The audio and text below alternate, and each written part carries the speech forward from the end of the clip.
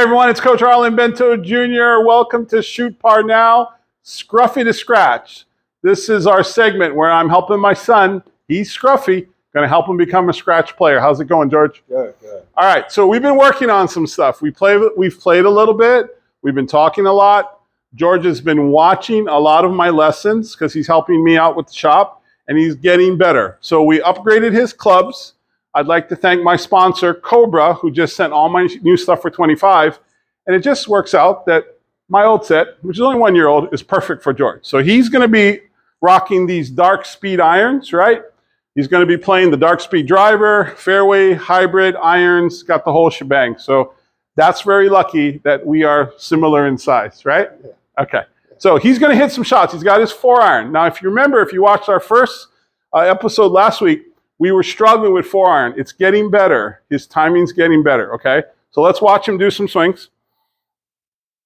And again, what we've been talking about is just making sure that his ball position is correct, right? And that he is, allowing the club to close, because last week we were having a hard time with the club staying wide open, right? And his timing's getting a lot better.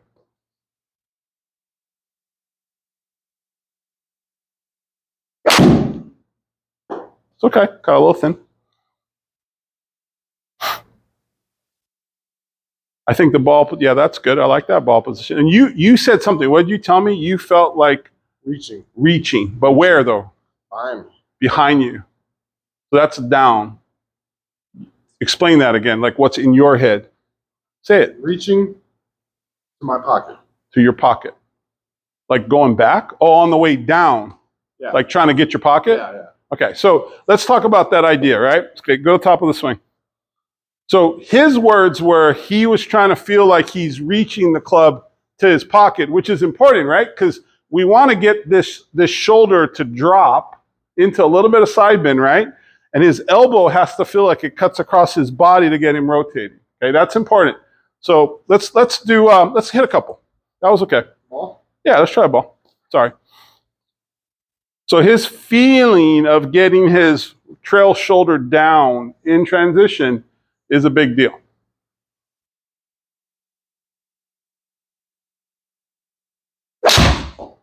Pretty close right there, boy. Yeah. Ooh, these irons are hot compared to the old ones, right?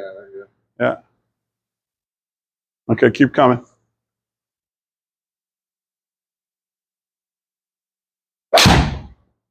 Little low. Still better, though. I'm going to watch him from this side.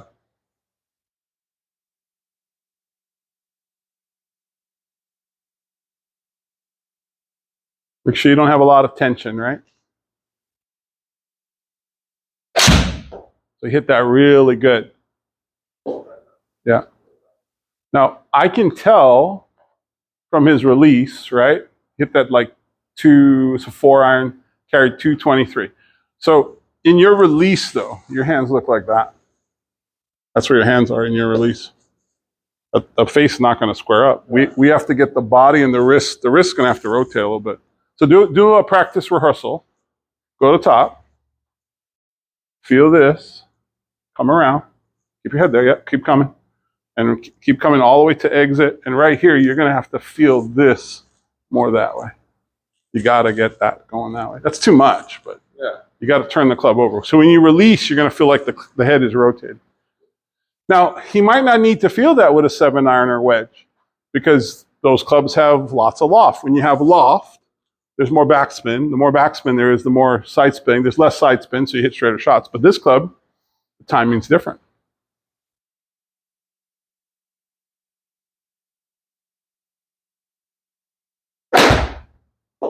Try to turn it, right? Yeah.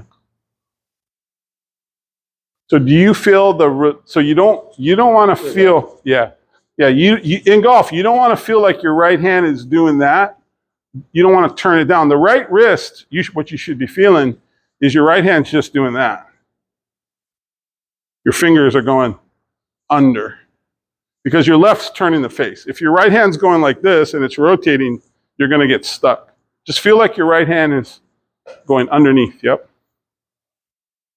Yep. Good. Try that feeling. Let's see. It's really hard when you start trying stuff,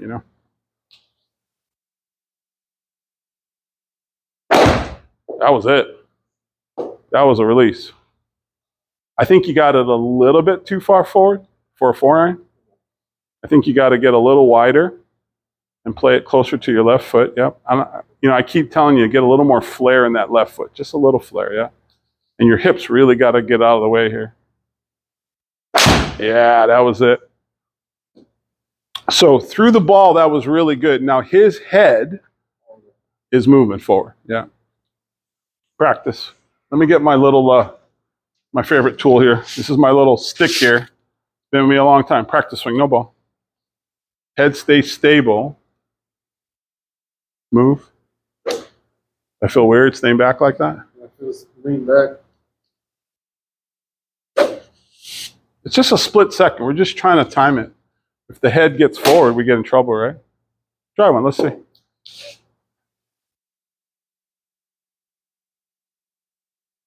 Got to turn it over. Too much thinking now, huh? Yeah.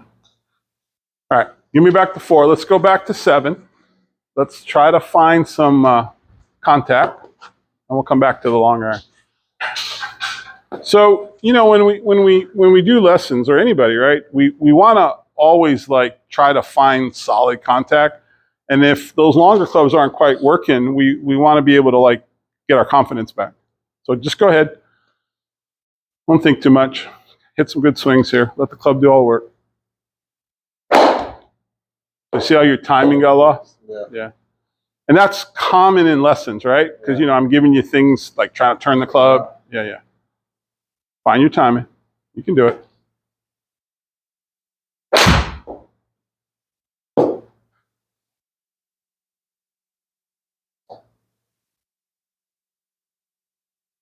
Don't forget to turn. Really got to turn the body going back. Left shoulder past the ball. Boom. Good. Losing it a little bit. Good. Yep. Slow down. Okay, let's do my pace drill. Have you ever done that drill yet? Yeah. Let's try a couple. All right. So he's going to pretend that tees the ball. Go all the way to the top. We're going to go full back swing, but we're going to go really slow. It's called a crawl swing. And then go all the way around. Don't let go. All the way through. Hold. Okay. Try to find a ball with that. This is what I call a baby crawl. It's a long swing, really loose, but super slow motion. Just nudge it off the tee. So how effortless that was? Okay, so the second one, he's going to go a little quicker. This will be his walk swing, okay? So show me, walk. All the way around. And follow through. Now when he's doing this, I'm asking him to like overswing. I want the club to be John Daly all the way around. I want it super loose. I want to feel like the player doesn't have control of it. The player's just moving around. Letting the instinct of the swing take over. Trying to find something that's authentic. Something that's just natural. Long and loose, just a little quicker. Good. So you see the shapes of the shots? How they're starting to like come around because he's not putting pressure. He's just letting the club react to him. Now you can't play golf like that, right? Because it's too slow. But what about what do you feel like? Do you just feel like your arms are super slow? Yeah. But your body's moving, but the arms are at a different pace, right? So this drill is just about finding pace, right? Okay, so now we're going to go to what we call a jog swing. He's going to hit this pretty far in jog. His legs are going to move more. Swings are going to go back quicker. It's going to accelerate. Just long and loose. Awesome. Little thin. It's okay. Try another one. But you guys see how we found some rhythm here? So we kind of jumped away from like doing technique and grip and this and that, and now we're just swinging. Data points are good. It's got to find the ball. Stay in rhythm. You guys see what just happened? So you found your rhythm. You found your pace. Now, what did that go? What did it say? So you hit it 140 in the air, 166, perfect path, perfect face. So every time you start to mess up, you got to go find the rhythm of the swing. Okay, and put a ball down. So now you get to go to what we call a run. So run's going to be pretty close to your swing. It's not going to be your max out, but it's going to be quicker than a jog, right? Everything moves quicker, all in one fluid motion. Thank you. So there's something that happens when you go to like speed that keeps the face, right? It's in your grip. Gotta be, right? There's just, well, there's something in there when you apply force, there's a pressure in your hand, right? Because it's keeping the club from rotating. So again, why don't we go keep the speed part just looser in the grip. So you're still like running here, just the grip is looser.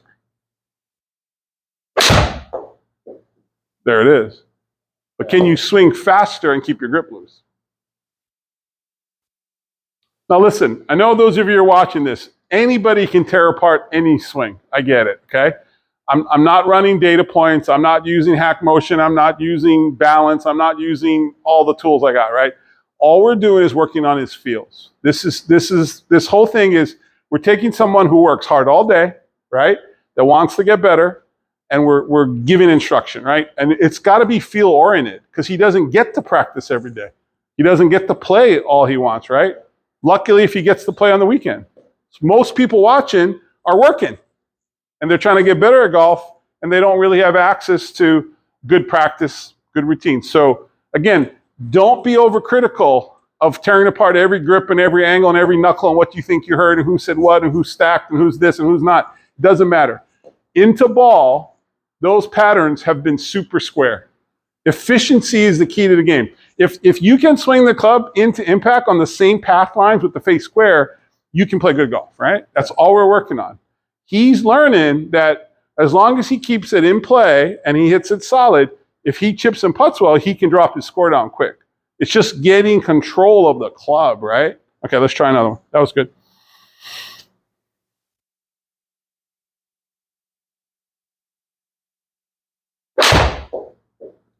Much better, right? So when he found pace, he was able to get control of the club face, right? All right. So we're going to finish our session today with driver because this has been the really hard part for him, right? And we are going to give him a driver that's probably much better fitted. So this will be my driver last year. It's the dark speed. It is the max head, so this is the more forgiving head. I did not care personally for the LS. It went too low for me. Probably be good for him. But it does have, this is that UST Mamiya, that it's in a 77 F5 in the LIN. I don't know if it's a G or Q, I even forgot. But this is an extra stiff, okay? So we're gonna see what you do with that. So we gotta pick the right tee height. I'm gonna say he's in a 3. I'm gonna tee it a little lower than people like, but go ahead. So he's gonna play, huh? Yeah. So it's going to feel just like the 7. The pace of it's the same. You just have it forward, and your head stays back, and just feel like you swung the 7. Just like that.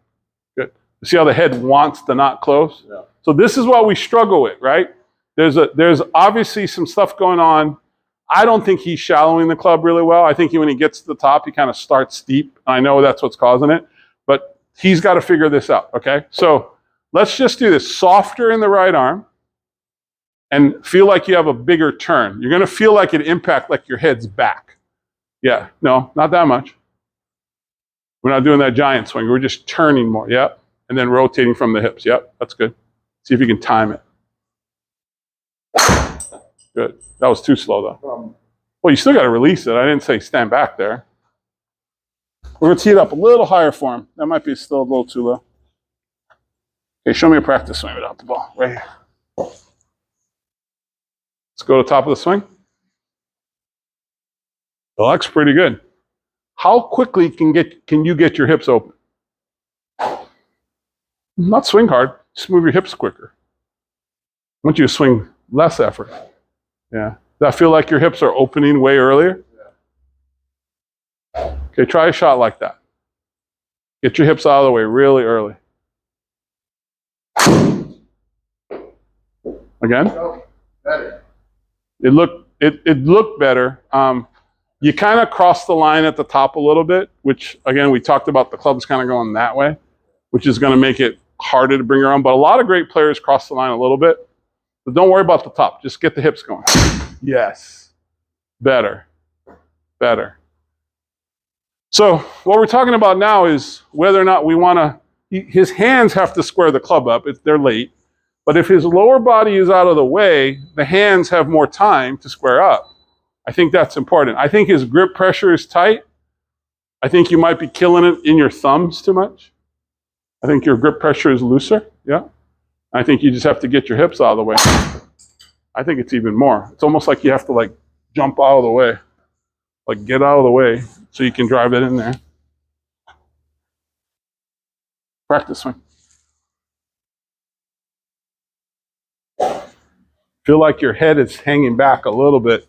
So driver's the only, no, don't jump up, just keep your head back. Like that. Keep your head back, yeah. Fire it. Like don't, now you're babying it too much. Let it go. Move the hip. Like that. Yeah, do it. See if you can time that. Keep the head back. Rip it. See, it's close, but the head's still moving forward. Anytime the head goes forward, you're going to get a lower launch, right? So let's try to move the ball position forward just a little bit. Trying to find the right tee. So let's move the ball position an inch forward. So all we're doing is moving an inch forward. Yep. Head back. Try to hit up on it. Just get it up in the air.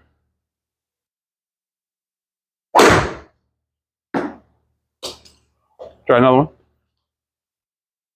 Practice swing. Step back. Just swing it. Just turn and hit it.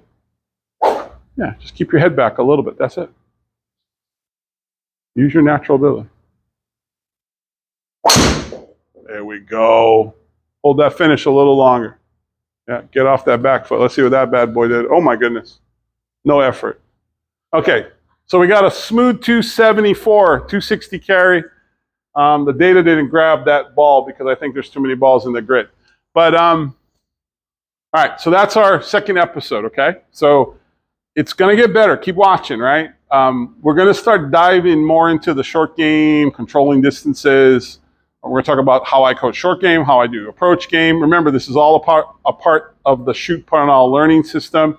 If you want to join, you can. It's $60 a year to get in there. You get all my stuff. It's really good. So thanks for watching, and we'll see you guys next week.